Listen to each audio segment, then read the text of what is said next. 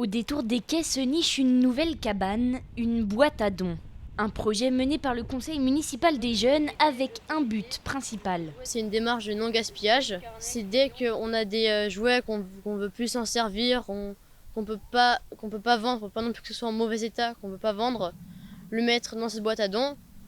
Comme ça, si des personnes veulent récupérer ça et en mettre d'autres à la place, ça va être possible pour eux. Des jouets comme exemple car cette boîte a la particularité d'être uniquement réservée aux enfants et à l'intérieur, tout est pensé en ce sens. On a plusieurs tranches d'âge. On a les 0,5 ans, pour ceux qui sont beaucoup plus petits.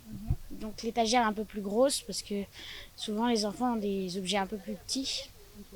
On a les 6-11 ans, donc c'est une taille normale comme les autres. On a les 12-15 ans et les 16 et plus. La conception est le fruit d'un travail avec la MFR, un moyen de valoriser chaque jeune selon son âge et son expérience, mais pas seulement.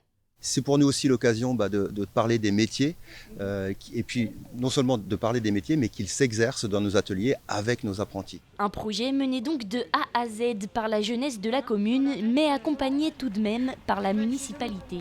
On a à cœur, et ça c'est super important, de ne pas insuffler d'idées, que ça reste leur projet. Le but c'est d'animer aussi les débats entre eux. Ça c'est important parce qu'ils ne sont pas toujours d'accord. Il y a des moments où effectivement il y en a qui sont plus pour un projet, d'autres pour un autre. Donc là on les fait voter. Et puis pour les choix des projets, après quand vraiment c'est quelque chose qui n'est pas réalisable, on leur dit que voilà, ça ne va pas être réalisable de cette manière-là, mais on réfléchit ensemble pour le réaliser différemment. Le CMJ sera renouvelé le 10 octobre. La nouvelle équipe pourra ensuite se lancer dans de nouveaux projets solidaires comme celui-ci.